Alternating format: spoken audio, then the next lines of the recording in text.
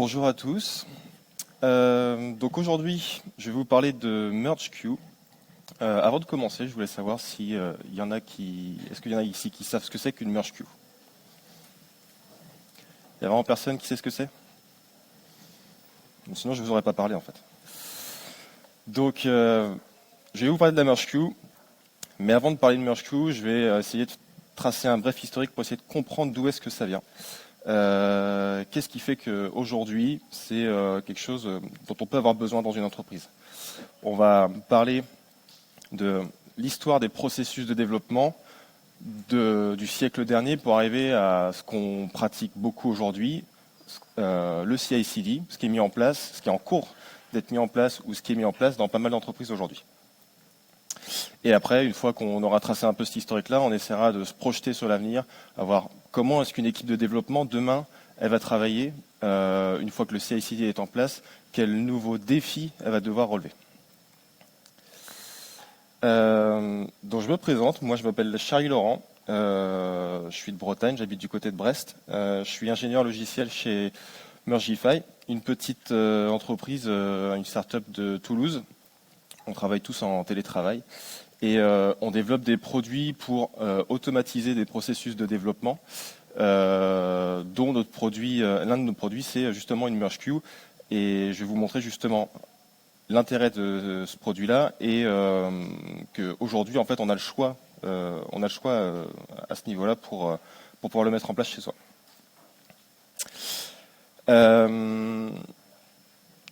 Depuis qu'on écrit du code, depuis qu'on développe du logiciel, on a besoin de le partager depuis le début de la programmation logicielle. Et avec cette problématique de partage, on a une problématique de contrôle des versions que je pense tout le monde connaît ici. On doit gérer les versions du code pour pouvoir revenir en arrière à une version antérieure ou pour pouvoir le partager plus facilement. L'une des premières pratiques en matière de gestion du code, gestion des versions du code, vous la connaissez tous, elle se fait depuis le début et elle se pratique encore aujourd'hui, c'est ça. C'est une méthode qui porte un nom, ça s'appelle le cp-hold. C'est prendre un fichier, le copier et le renommer, et lui mettre un numéro de version ou un nom de version. C'est quelque chose que je pense qu'on fait tous, pas forcément pour du code, et j'espère que vous ne faites pas trop pour du code. Aujourd'hui, j'espère que vous êtes passé sur des outils un peu plus modernes. Ça peut donner lieu du coup à ce genre de choses, et je pense que c'est des choses qu'on a vues au moins pendant nos études, quand on ne connaissait pas encore ce que c'était qu'un système de gestion de version, et qu'on devait développer notre site web ou notre back-end, et qu'on devait versionner avant de livrer sur une soi-disant prod, ça pouvait donner lieu à ça. Donc des fichiers qu'on copie et qu'on renomme, où on met une date, où on met une fonctionnalité ou un fixe qui a été fait, des dossiers, on copie le dossier, on lui attribue un numéro de version, etc., etc. À une époque, on copiait les versions d'un programme pour les mettre sur des supports physiques. Ça se fait plus trop maintenant, vu qu'on a des serveurs qui sont quand même assez performants. Il y en a peut-être même qui ont connu sur du code legacy le journal de modification en en-tête dans un commentaire avec l'auteur, la date de création, tous ceux qui sont passés dessus avec les modifications qu'ils ont fait sur le fichier. Et le système de version ultime qu'il faut arrêter de faire aujourd'hui, c'est ça. C'est commenter son code et le pousser comme ça.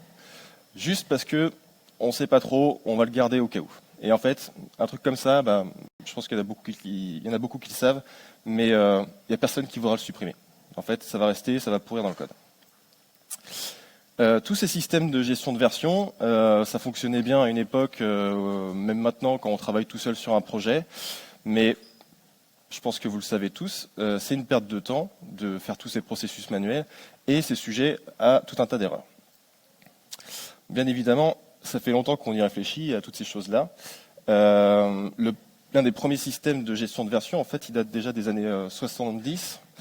Ça s'appelait Source Code Control System. Ça a été créé par Bell Labs. C'est les mêmes qui ont fait le système d'exploitation Unix. Et en gros, ça servait à versionner un fichier et à revenir à une version antérieure. Plus tard, dans les années 80, il y a eu un système qui a été très connu et très utilisé, qui s'appelle CVS, ou Concurrent Version System. Et là, en gros, c'est un système de versionnement, comme on le connaît un peu plus aujourd'hui, client-serveur. Donc on avait une base de code qui était stockée sur un serveur, et les personnes pouvaient du coup répliquer cette base de code, envoyer des modifications dessus.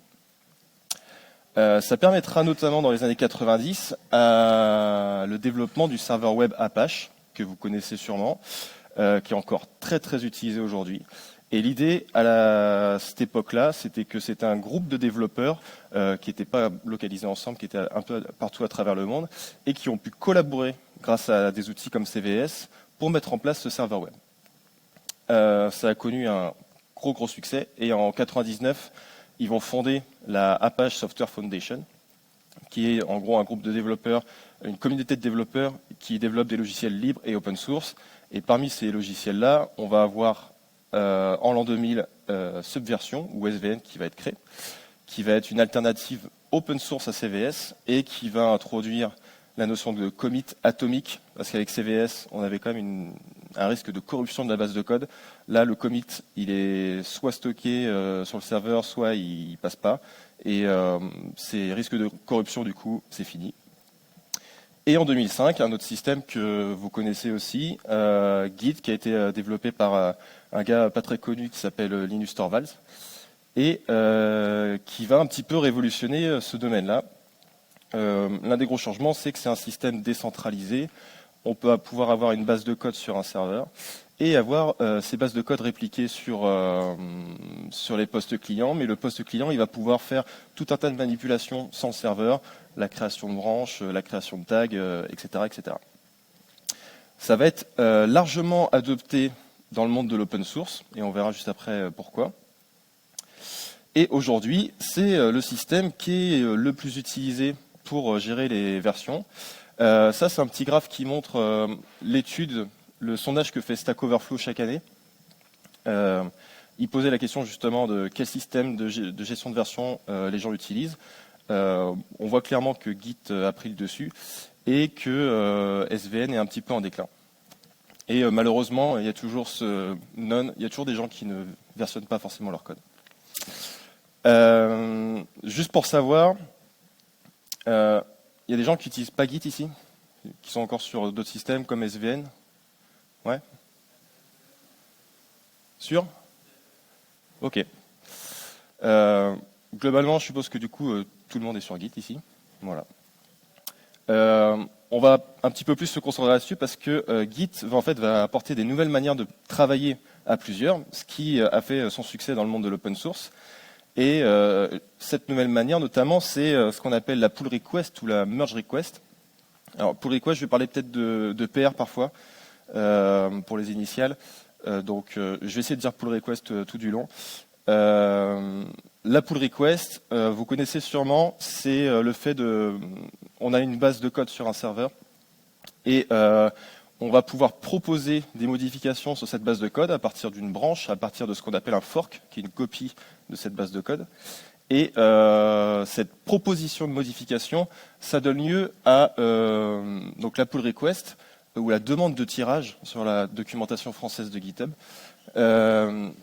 Et c'est un lieu d'échange et de discussion sur la modification qui est proposée, visant justement à améliorer la qualité du code, à améliorer la qualité globale du code qui va être produite et qui va être fusionné ou mergé, donc je veux dire beaucoup merge, qui va être fusionné à cette base de code. Ça favorise la collaboration, ça favorise la discussion, et c'est de ça, notamment, dont naîtra des plateformes qui sont très connues, comme GitHub et Bitbucket en 2008, et GitLab plus tard, dans les années 2010. Pour info, du coup, qui utilise GitHub ici dans le cadre du boulot? Ouais. Et sinon, GitLab? Ouais, on est en France, hein. Donc voilà pour le développement collaboratif. Pour ce qui est maintenant du CI/CD, donc je pense que vous connaissez tous la notion, on va la rappeler vite fait. Le continuous integration ou l'intégration continue, c'est le fait de fusionner du code régulièrement dans un dépôt de code partagé. Cette fusion de code va déclencher donc des processus de compilation du code pour vérifier que tout fonctionne bien et de tests automatisés.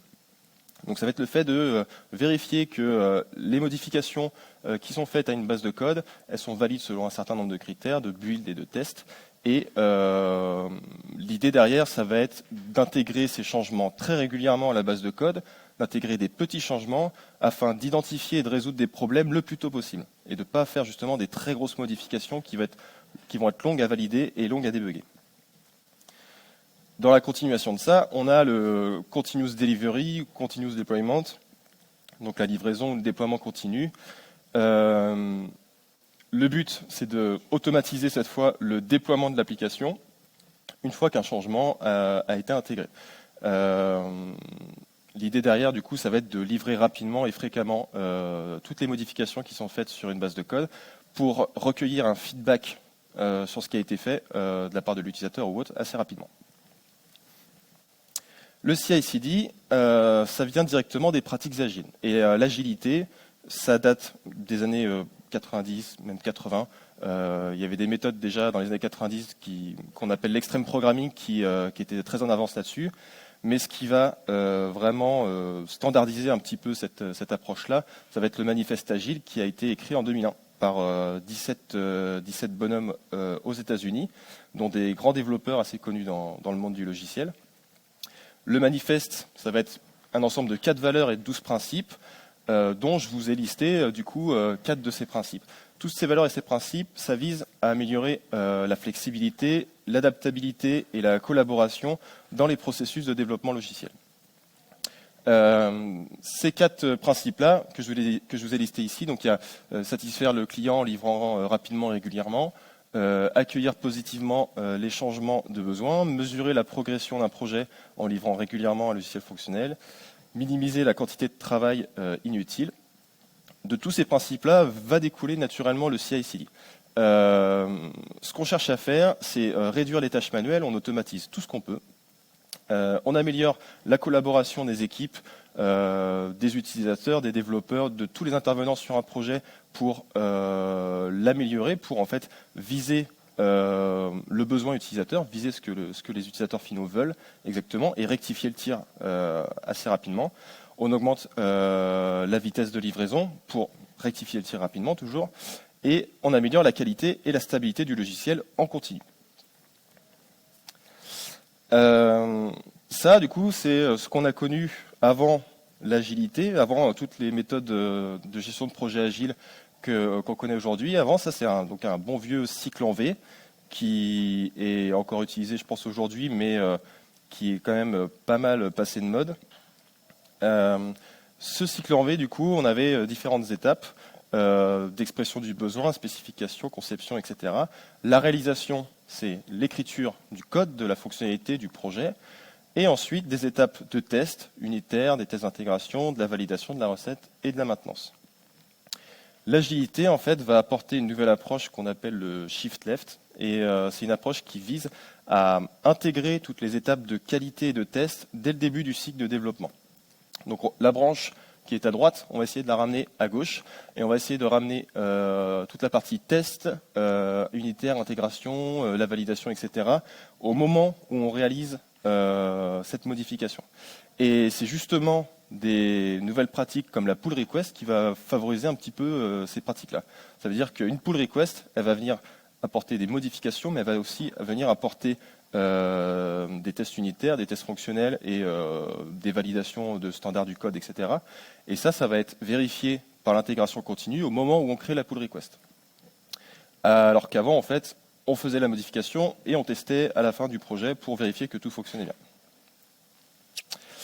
Dans le même temps, on va avoir tout un tas de serveurs de build et d'automatisation qui vont voir le jour.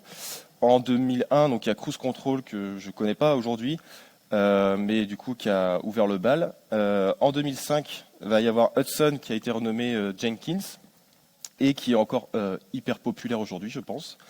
Mais en tout cas qui va vraiment populariser le CI/CD et le fait d'automatiser les processus de build et de déploiement.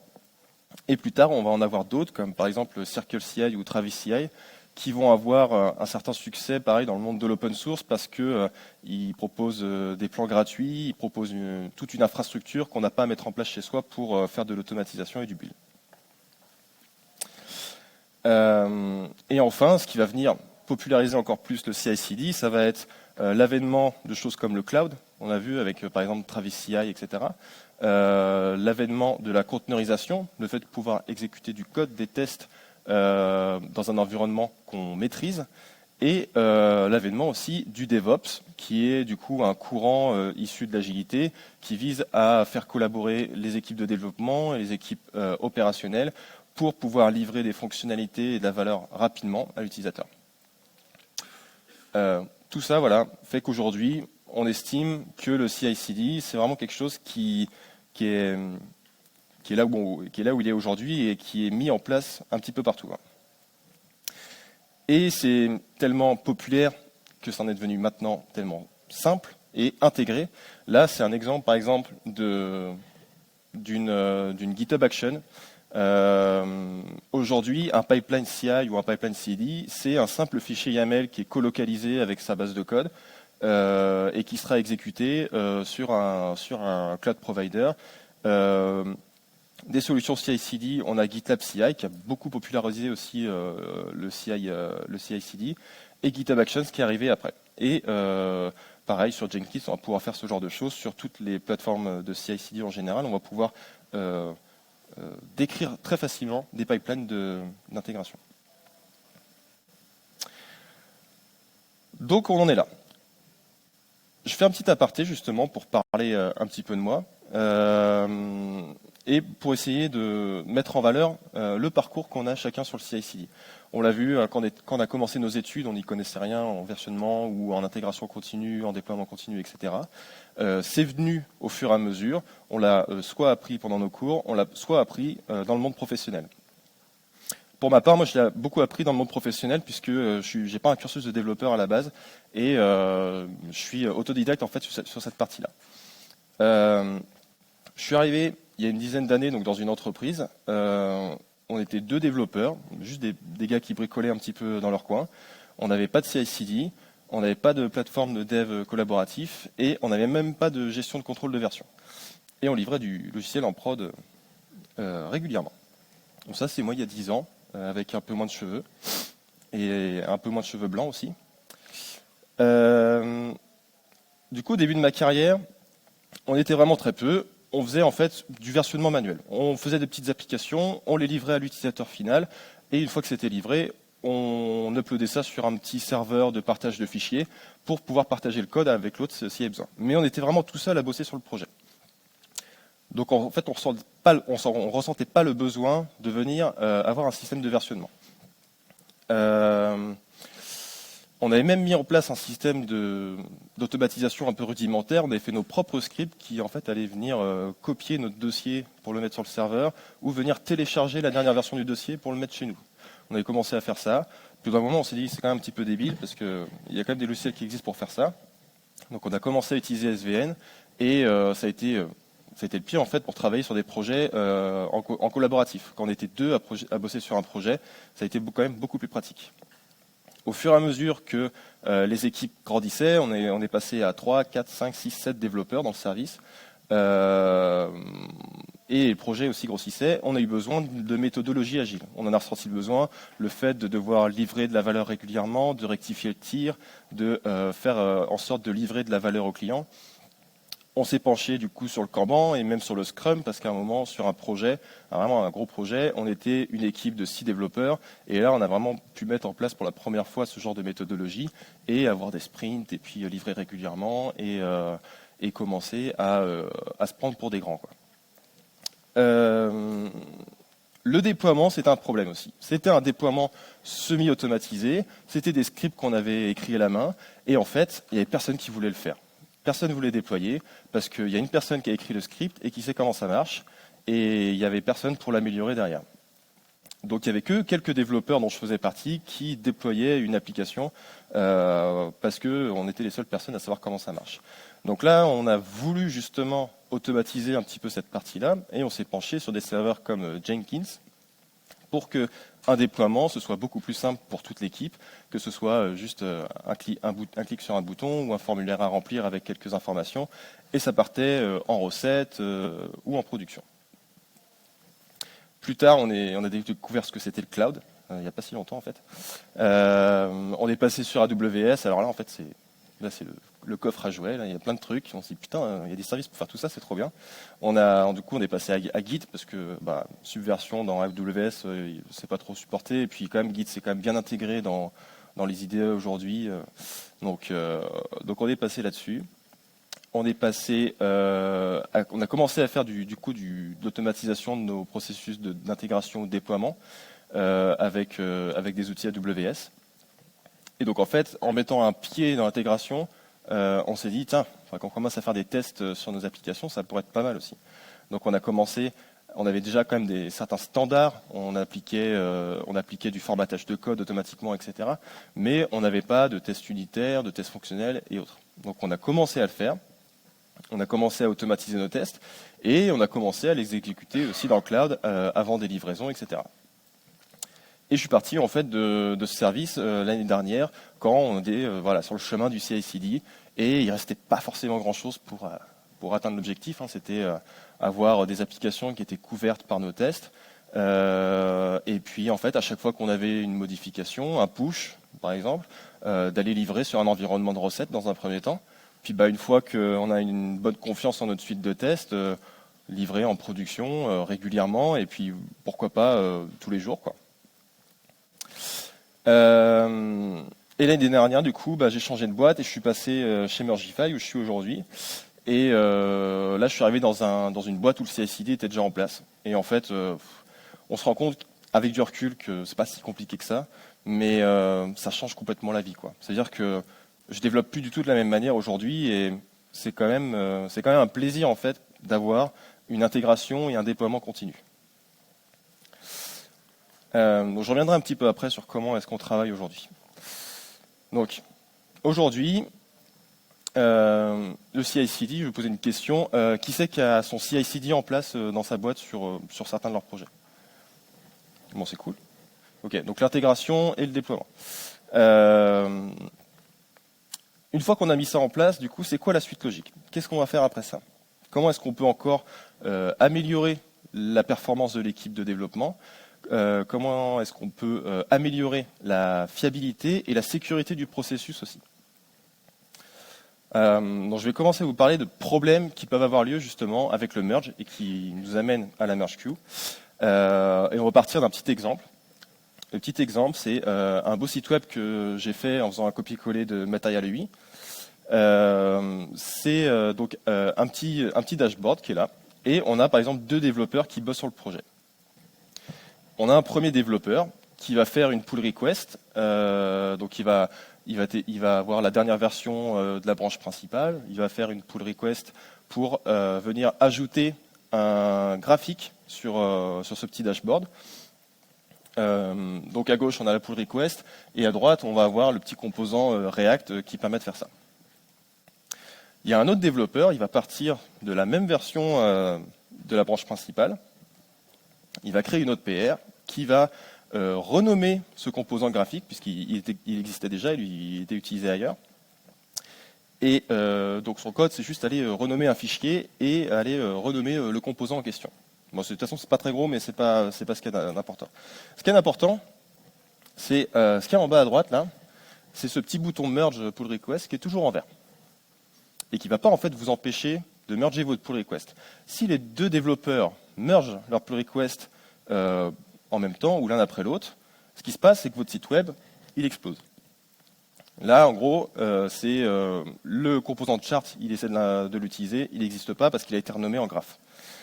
On s'en rend compte, pas forcément tout de suite. On va s'en rendre compte qu'à partir du moment où l'application va être, l'intégration continue va repasser sur la branche principale, qu'on va la déployer par exemple, on va s'en rendre compte quand un autre développeur va prendre la dernière version de la branche principale et créer une PR et à partir du moment où il crée la paire, il va se rendre compte que l'intégration continue ne marche pas. Le site web, il est pété. Qu'est-ce qui s'est passé concrètement? Et donc là, on va voir les beaux petits graphes Git avec les petites lignes et les petits ronds commits. Donc les petits ronds, c'est des commits. Les gens, il y a un développeur qui crée une pull request à partir d'un commit, du dernier commit de la branche principale, qui s'appelle main. Il fait sa pull request. Donc par exemple, là, c'est la pull request qui va venir ajouter le graphique sur l'interface. L'intégration continue, du coup, forcément, elle passe, puisqu'elle part de la dernière version de la branche principale. Pendant ce temps-là, on va avoir l'autre développeur qui veut renommer le fichier, qui va créer sa pull request, et peut-être qu'entre-temps, le premier développeur, il a mergé sa pull request. Donc on a une pull request où l'intégration continue passe dessus, mais qui n'est pas à jour par rapport à la branche principale. Ce qui fait que lorsqu'on va merger manuellement cette pull request, on va avoir donc le problème qu'on a vu tout à l'heure, la branche principale se retrouve avec un commit qui casse le site web en question. Ça peut intervenir de plein de manières, ce genre de problème de conflit. Je ne vais pas de conflit généralement. Ça peut être un renommage de fichier ou de fonction ou de classe ou peu importe. Ça peut être quelqu'un qui vient supprimer une dépendance pendant que les autres allaient travailler avec cette dépendance-là.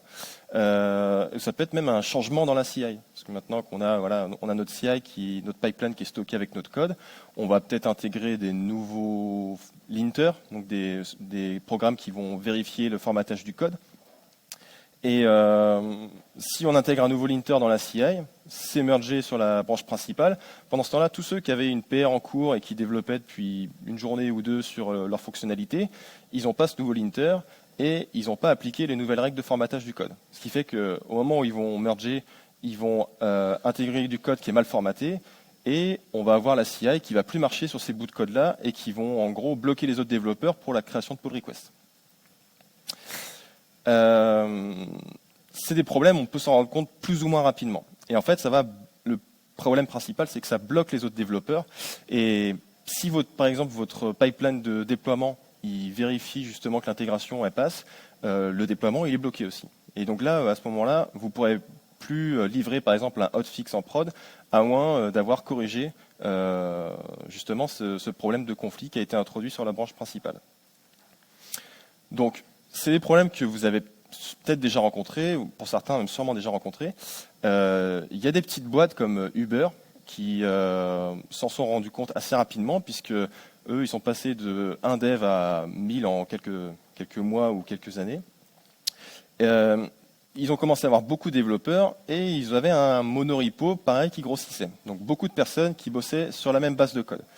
Ils se sont rendus compte de ce problème. Et en 2015, ils ont publié un papier qui apporte pour eux la solution à ce problème-là. Ce papier, il s'appelle Keeping Master Green at Scale. Ça veut dire garder sa branche principale, master, verte à l'échelle. Verte, ça veut dire l'intégration continue et passe. Et à l'échelle, c'est à l'échelle d'Uber, c'est quand même assez impressionnant. Pour eux, c'est des dizaines ou des centaines de pull requests qui sont mergés chaque jour, quoi. L'idée, la solution, ça va être justement d'avoir une branche principale qui va être verte à tout instant, c'est-à-dire que chaque commit passe l'intégration continue. Ça va pouvoir apporter certains bénéfices, comme le fait de pouvoir livrer n'importe quel commit en production ou dans des environnements de recettes. Le fait de pouvoir retourner facilement à une version antérieure, bien évidemment, et le fait que les développeurs ils peuvent prendre le dernier commit ou l'avant-dernier commit et commencer à travailler à partir d'une version qui fonctionne. La solution, en fait, c'est ça. Ça va être que chaque pull request, on va vouloir la mettre à jour avec la branche principale, donc faire un merge ou un rebase, avant de la merger avec la branche principale. Et en fait, on va créer ce qu'on appelle donc une file d'attente ou une merge queue. Les pull requests vont être traitées les unes après les autres. À partir du moment où on veut les fusionner, elles vont se mettre dans une file et on va vérifier que l'intégration passe toujours dessus avec une mise à jour de la dernière version de la branche principale. Donc c'est ce qu'a proposé Uber dans son papier de 2015 qui a été mis à jour en 2019, que vous pouvez trouver sur Internet. Eux, ils ont créé un produit qui s'appelle la Submit Queue. C'est un produit qu'ils ont fait en interne et qui répond vraiment à leurs besoins de passer à l'échelle. En gros, on a cette notion de file d'attente. Les pull requests vont être les unes après les autres testées avec la dernière version de la branche principale. Et en plus, on va avoir de l'intelligence dedans, dans le sens où ils vont avoir de la vérification spéculative, c'est-à-dire qu'ils ont des dizaines de pull requests. Ils vont essayer de les combiner les unes avec les autres. Donc, par exemple, on a 3 PR. On va combiner les 3 et on va tester les 3 ensemble avec la dernière version de la branche principale. On va faire la même chose en parallèle avec la paire 1 et 2. On va faire la même chose en parallèle avec la paire 2 et 3. Vous pétez votre coup de CI, mais on est Uber, on s'en fout un petit peu, quoi, donc c'est parti. Et comme ça, on identifie très vite la PR qui peut poser problème, on la met de côté, on la corrige. Airbnb, c'est pareil, ils ont une solution interne qui s'appelle Evergreen et qui est basée sur Kafka pour gérer justement un peu l'état de la merge queue et merger leur pull request avec un petit dashboard là qu'on peut voir. Shopify, eux, ils ont fait un petit produit aussi. Ils avaient un produit qui s'appelait Shipit, qui existe toujours, hein, et qui leur permet de faire de l'automatisation un peu de processus. Et ils ont intégré une merge queue dedans. Donc au début, ça se présentait un petit peu comme à gauche, c'est une extension Chrome qui vient modifier l'interface de GitHub. Et le petit bouton Merge Pull Request, il est en grisé maintenant. C'est-à-dire qu'on ne va pas inciter le développeur à cliquer dessus, on va l'inciter à cliquer sur un autre bouton qui s'appelle Add to Merge Queue et qui va mettre la pull request dans une file d'attente. Et plus tard, du coup, ils sont plus passés sur un système pour venir demander à mettre la pull request en merge queue. C'est parce qu'ils voulaient justement toujours garder cette possibilité de merger, même sans passer par la merge queue, pour que les développeurs aient une certaine autonomie là-dessus. Bien sûr, il y a nous qui proposons une merge queue donc depuis 2018. Donc je ne vais pas m'étendre là-dessus, mais je reviendrai un petit peu parce qu'on travaille avec tous les jours et je vous montrerai un petit peu ce que ça peut permettre de travailler avec. GitLab, c'est pas forcément connu, mais GitLab a ce qu'ils appellent les merge trains. C'est une fonctionnalité qui est peut-être un petit peu cachée. Alors je crois que ça a changé récemment et c'est un bouton auto-merge. Et grosso modo, ce que ça fait derrière, c'est que ça l'ajoute à ce qu'ils appellent les merge trains et ça va tester les pull requests les unes avec les autres avec la dernière version de la branche principale. C'est sur GitLab Premium, il me semble. Et GitHub, qui tardivement, mais il l'a fait, sort sa merge queue depuis l'année dernière, il me semble. Pour l'instant, c'est une bêta publique et c'est disponible sur tous les projets qui sont open source. Et le principe de base, c'est toujours le même. On a des pull requests et on va les mettre à jour et les tester les unes après les autres avec l'intégration continue avant de les fusionner à la branche principale. Donc chez Mergify, comme je vous ai dit, on développe une merge queue, entre autres outils on fait d'autres outils pour automatiser un peu les processus de développement. Et cette merge queue, on l'utilise au quotidien. Concrètement, comment ça se passe ? Le développeur, il a une to-do list, un backlog de tickets. Il va piocher dedans, prendre un ticket. Il va commencer à développer en local. Il va pouvoir exécuter toute sa suite de tests automatisés en local pour vérifier que ça fonctionne. Sa pull request, à un moment, il va la créer avec sa modification et ses nouveaux tests, etc. La création de la pull request, ça déclenche l'intégration continue. Donc là, on va avoir tous les tests qui ont pu être exécutés en local, on va les refaire passer dans le CI, plus certains tests qui sont faits sur des serveurs pour vérifier que ça peut être bien déployé sur le cloud, etc., ou qu'on fait bien passer les migrations et autres. Une fois que la CI est passée, donc ça va prendre chez nous, ça prend une dizaine de minutes, il y a une notification qui est envoyée à tous les développeurs de l'équipe pour leur dire qu'il y a une pull request qui peut être revue. Et la pull request va être revue, on va avoir des discussions, on va avoir des allers-retours, peut-être des modifications, etc. À chaque modification, on réexécute le CI. On ne demande pas forcément à ce que le développeur mette sa pull request à jour systématiquement. Ça, c'est le produit qui va se charger de vérifier que tout est à jour avant de merger. Il y a tous ces allers-retours. Une fois que la pull request, on a le CI qui passe et on a au minimum 2 approbations, la pull request, elle va être mergée automatiquement. Elle va rentrer automatiquement dans la merge queue. Donc la merge queue va se charger de mettre à jour la pull request et de la fusionner avec la branche principale. Et la fusion avec la branche principale va déclencher le pipeline de CI, puisqu'on a une grosse suite de tests, on a 2 approbations, Jusqu'à maintenant, on est à peu près sûr que l'évolution qui a été apportée ou le fixe qui a été apporté dans la pull request, il est correct. On fait confiance à nos tests. Ça part en production directement. Et on livre comme ça plusieurs fois par jour en production à partir du moment où la pull request elle est mergée.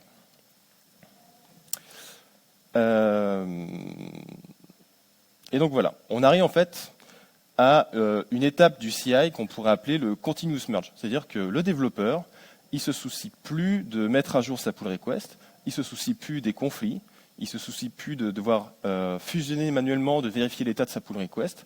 Sa pull request, à partir du moment où elle passe tous les quality gates qu'on a mis en place, elle sera mergée. Donc il crée sa pull request et il part faire autre chose. Il sera notifié s'il y a un problème de conflit, s'il y a une discussion sur GitHub, ou si la pull request a été approuvée ou mergée, il va être notifié, il le saura comment ça avance. On peut même aller plus loin, et dans le cas par exemple de pull requests qui sont créés par des bots, comme Dependabot ou Renovate. Donc Dependabot, nous par exemple on utilise Dependabot pour mettre à jour toutes nos dépendances sur nos projets, donc des dépendances de NPM, Python, Maven et autres. Dependabot, chaque jour, il va créer jusqu'à 10 pull requests sur nos dépôts. Les pull requests, elles déclenchent le CI. Le CI passe. On ne fait pas d'approbation sur ces pull requests-là, on ne les regarde même pas. Elles vont directement dans la queue, elles sont mergées automatiquement. Et ça part en production. Parce que c'est créé par des bots, on est certain que notre CI, il va catcher normalement toutes les erreurs.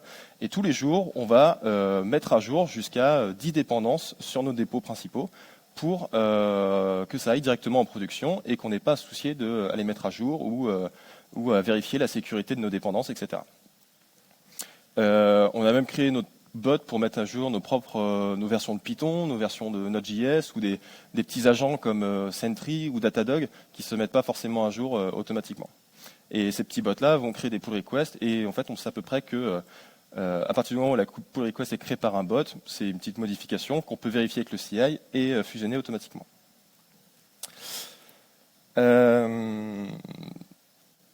Voilà, donc juste là on a parlé de la merge queue, maintenant on va parler, pour finir, de comment une merge queue avancée peut encore pousser les choses un peu plus loin. On va parler de différents cas d'usage. Le premier cas, du coup, c'est Orca Security, qui est une boîte israélienne qui crée une plateforme de sécurité. Ils ont, comme beaucoup de boîtes maintenant, un monorepo. Et leur objectif sur ce monorepo-là, c'était de merger jusqu'à 50 pull requests par jour. Le problème, c'est qu'ils ont un CI qui fait plus d'une heure. Donc, ils avaient un premier problème, c'est qu'ils n'avaient pas de merge queue, ils avaient des tas de conflits, parce qu'avec 50 pull requests par jour, on en déclenche pas mal de conflits en général. Mais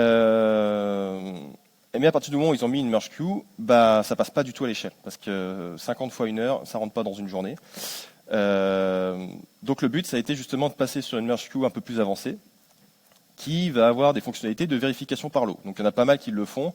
Là, la vérification par lot, en fait, la merge queue, elle va attendre un petit peu, elle va engranger des pull requests et elle va tester un lot de pull requests avec la dernière version de la branche principale et merger ce lot de pull requests. Donc le CI va tourner finalement qu'une seule fois pour toutes ces pull requests-là. Orca Security, eux, c'est des lots de 16 pull requests. Donc on a 16 pull requests qui sont mis dans un batch, dans un lot.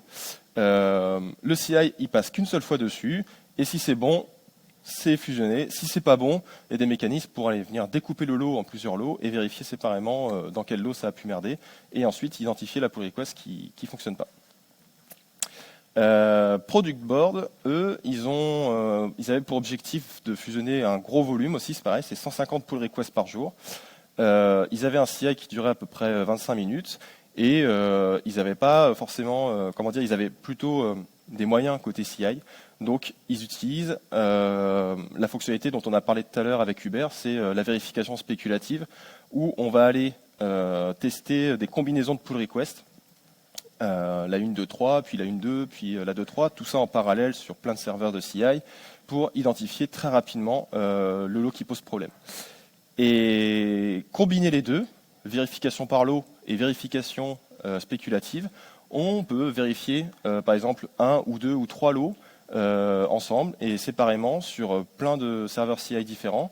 Et une fois qu'il y en a un qui pose problème, on va redécouper le lot et on va refaire la même chose de manière spéculative et identifier en moins de 2 une pull request qui peut poser problème. Donc c'est avec ce genre de choses qu'ils ont pu passer à l'échelle aussi. Et enfin, des merge queues avancées vont pouvoir vous apporter d'autres fonctionnalités comme la gestion des priorités. On avait vu avec Shopify, eux, ils ont voulu garder cette histoire de merge manuel. Chez nous, c'est banni. On fait zéro merge manuel. On a une merge queue du coup qui va pouvoir gérer les priorités comme pas mal de merge queues. Par exemple, chez nous, quand on a un label hotfix, on va demander 2 validations, que le CI passe, et si ça passe et qu'il y a le label hotfix, ça va passer dans la queue devant tout le monde, ça va être validé en premier, fusionné et partir en prod tout de suite. Voilà. Ça c'est une chose. Après, il y a d'autres méthodes pour mettre ça en place. Et enfin, pour les monorepos, c'est pareil, ça c'est un cas un petit peu à part. Dans un monorepo, par exemple, où on a énormément de microservices sur une même base de code, des dizaines ou des centaines, on va avoir potentiellement des dizaines d'équipes de développement qui bossent en parallèle sur une même base de code. Et donc là, ce qu'on voudrait justement, c'est par exemple qu'une équipe de développement qui a une grosse merge queue et qui peut potentiellement bloquer les autres, on voudrait éviter ce genre de situation. Donc l'idée, ça va être de pouvoir paramétrer une ou plusieurs merge queues par sous-repo, pour justement que chaque équipe soit indépendante les unes des autres et chaque équipe puisse fusionner au rythme qu'elle veut. Voilà. Bon, du coup, c'est la fin. Juste pour conclure, ce que je voulais dire, c'est que aujourd'hui, pour moi, le CI/CD, c'est quelque chose qui me paraît être essentiel, et tellement c'est essentiel et tellement on a de l'expérience dessus, ça commence à devenir quelque chose même de simple à mettre en place, comme beaucoup d'entre vous ont pu le faire jusqu'à maintenant. Mais c'est un domaine qui est en cours d'innovation, on continue, il y a des grosses entreprises comme Uber, Airbnb, etc. qui continuent, qui ont des défis énormes à relever à ce sujet et qui continuent d'innover là-dessus et qui vont vers justement plus d'automatisation dans leur processus de développement pour faire en sorte que le développeur il se concentre sur une chose, développer.